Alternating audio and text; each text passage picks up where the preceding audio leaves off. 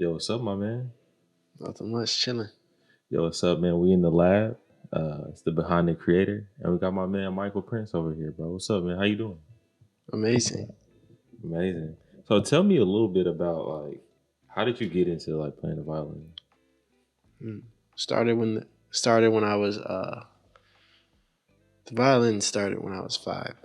When I was 3, my parents got me a drum set, like a little mini. It might have been like a Fisher Price drum set.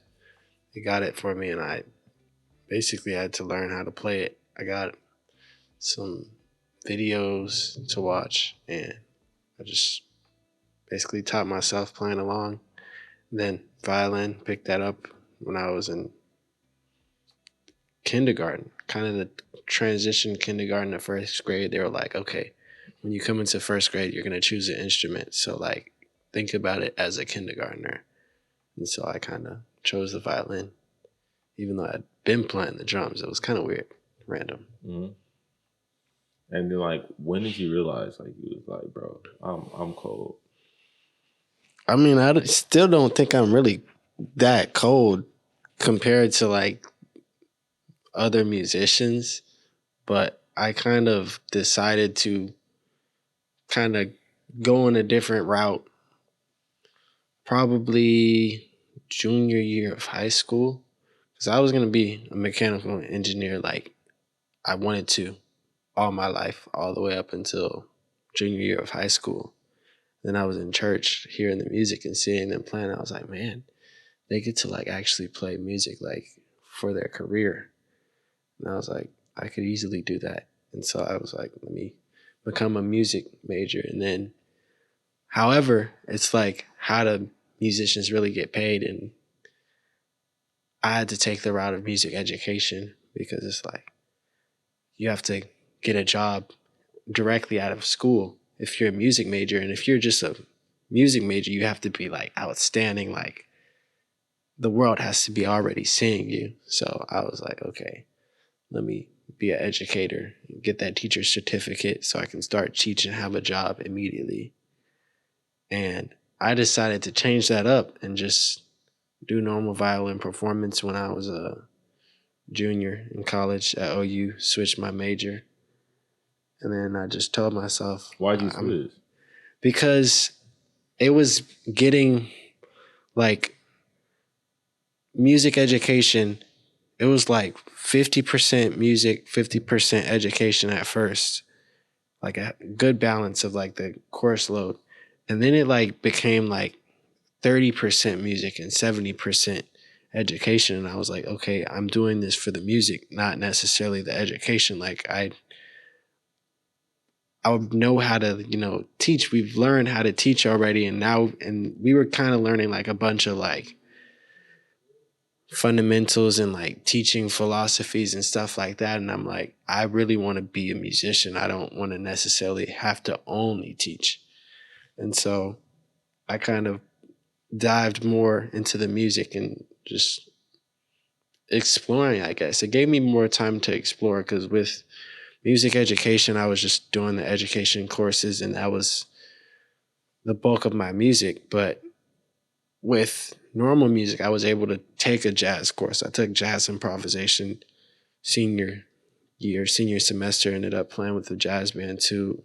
That kind of gave me the ability to kind of explore. And it also, that's when I kind of had the opportunity to start touring my senior year of college with LaRussell. It was like an Instagram post.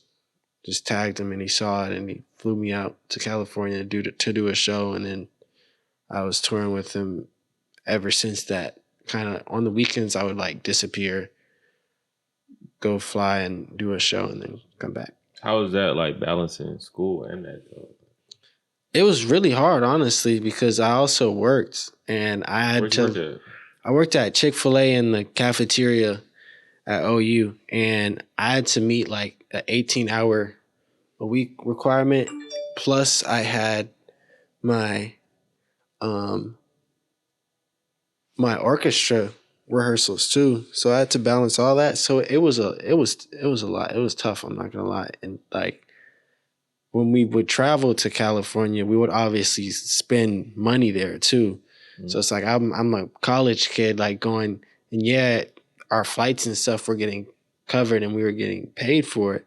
It was still like we didn't really know as young college students how to really balance all that. So it was overwhelming, but I realized that if I'm gonna do it, then I'm just gonna have to do it. Like, Yeah. yeah, it was hard. Yeah, it's a lot of work, but it's work that's like producing results. So I So just like, had what to was do that like mindset that propelled you? Because it.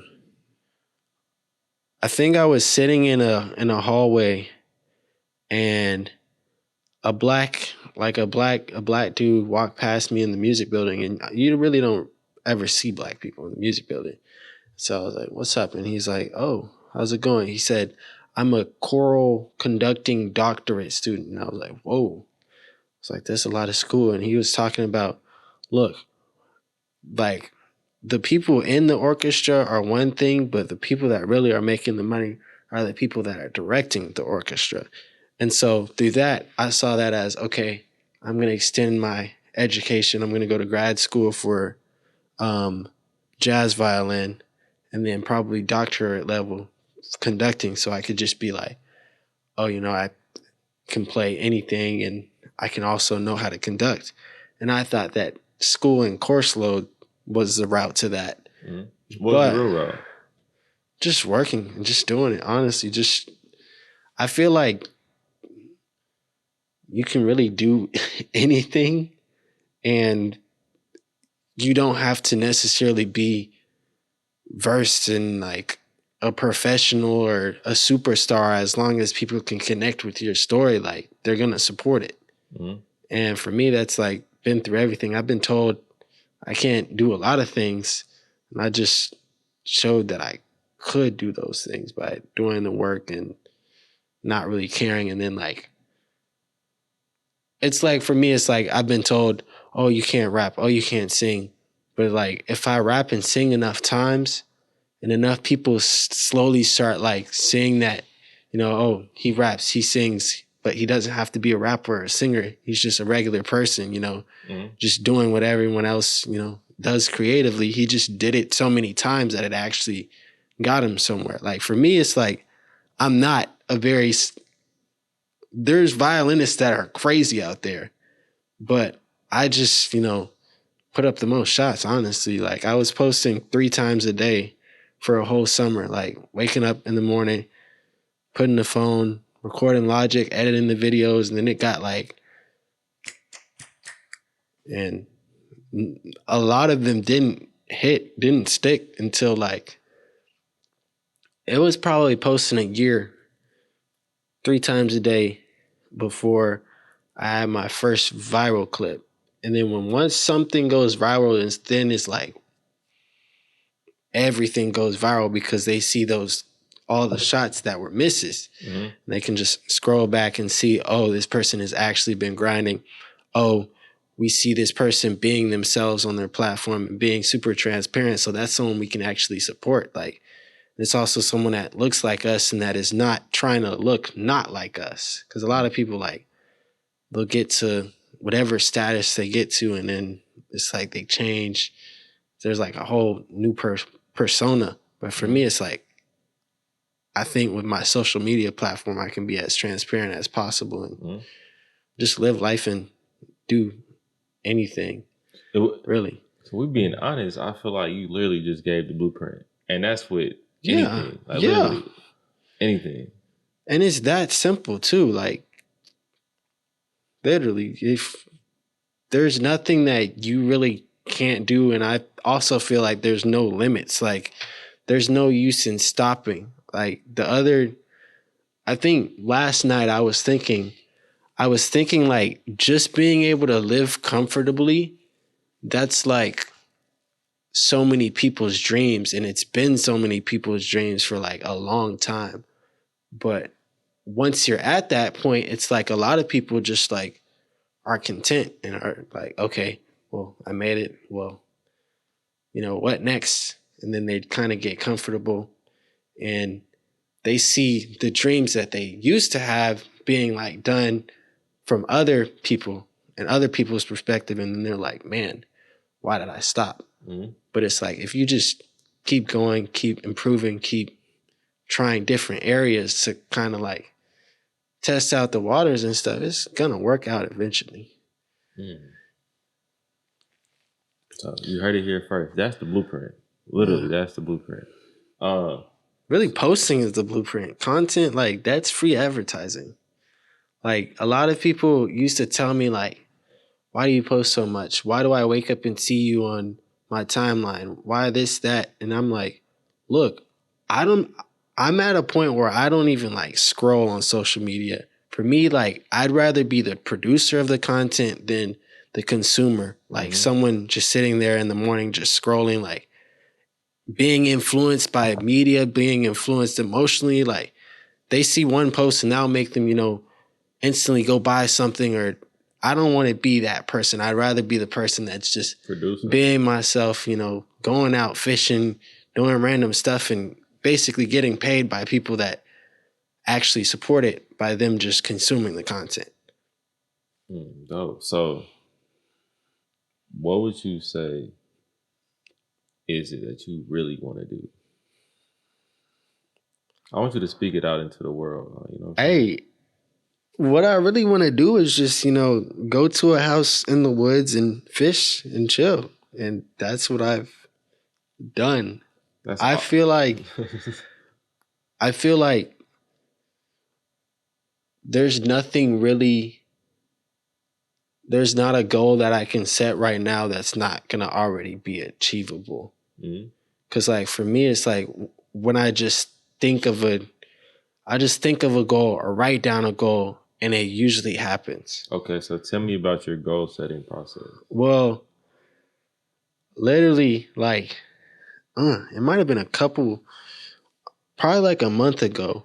I was like, man, I've had all this momentum, and now my account is like at 1,000. I think it was 191,000 on Instagram, like sitting. And it was sitting at that point for like almost a month. And I was like, man, why is my engagement not going? Why is this? And I was like freaking out because I was like, I really want to hit 200K by the end of the year. I really want to hit 200K. And then I wrote it down on a piece of paper, like started, doing what I was doing anyway, just posting, grinding. And then there was a casual post that I posted of me. I'd gone back to my high school and kind of talked to the orchestra, told them like what I was doing. And then I was like, hey, let's play some music. And we kind of just like played around to some trap beat. And I actually posted that clip from it, and it got like 5 million views on Instagram. And my account like shot up. I think my account's almost at 300,000 right now because I wrote it down, manifested it, and just kept doing the work that I was already doing. And I kind of see, like, looking back, like the manifestations wouldn't have come true without the work that was put in. And like sometimes it's you just like it just happens, but then you don't realize, oh, this was like years in the making, and it takes time too. Mm-hmm. Word. Yeah. If you had something you would say to like your future self, let's say like, I don't know how old you are, but let's say like 22. 10, 15 years from now, what would you say to yourself?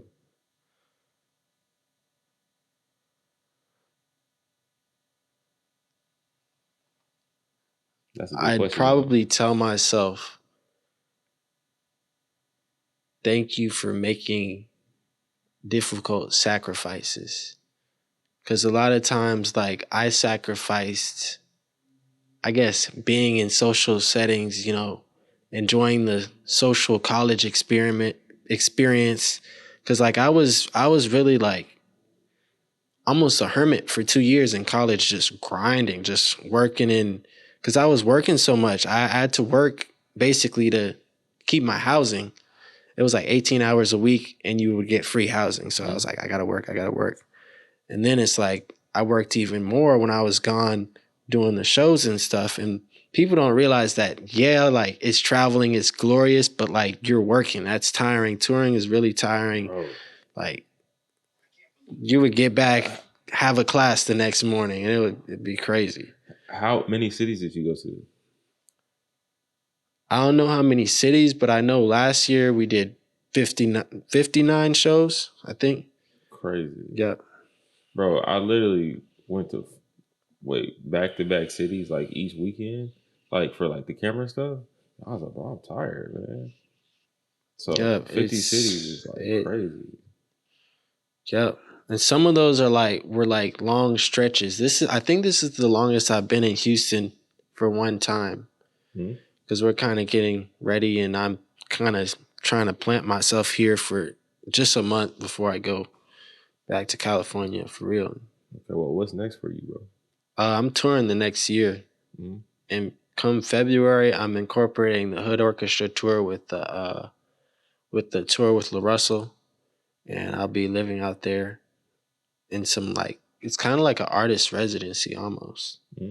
He's built basically this concept, but like artists are living there Wow. almost.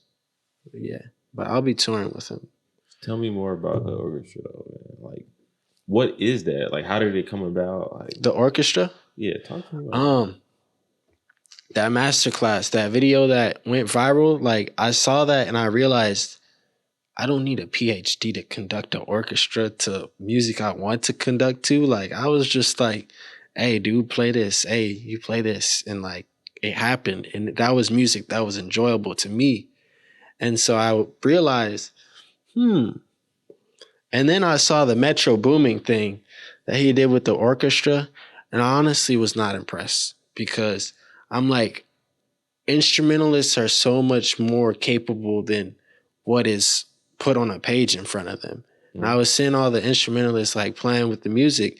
And the thing that I did with the orchestra at the school, they didn't even need the music. I just said, just listen by ear, because that's how I was taught. I was taught by ear, not like looking at notes on a page. Hmm? So I think that kind of made me realize that, man, we need to make more situations of like people just like playing music to music that's just not classical and just dry.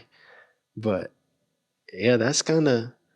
And I was already gonna go on tour with Will Russell. So I decided, how about in the same cities, some of the same cities, just also do a master class at a school Hmm?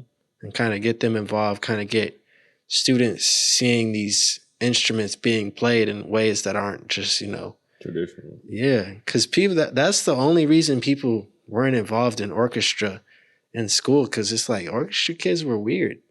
It's like band and orchestra, like the things that are cool to do in school are sports. And like, You did both, though, didn't yeah, I not really though.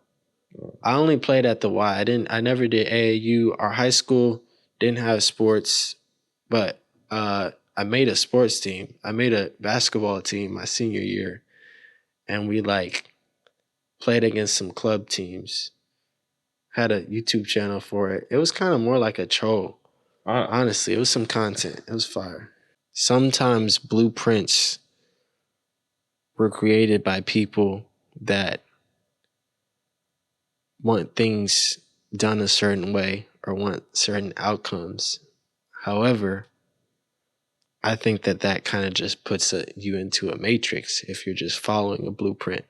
But as a creative, you already have what you need inside of you to create your own blueprint and also execute your own blueprint if you just realize that all it takes is actually doing the blueprint. If you have the blueprint but don't act upon the blueprint, then you just have a piece of paper.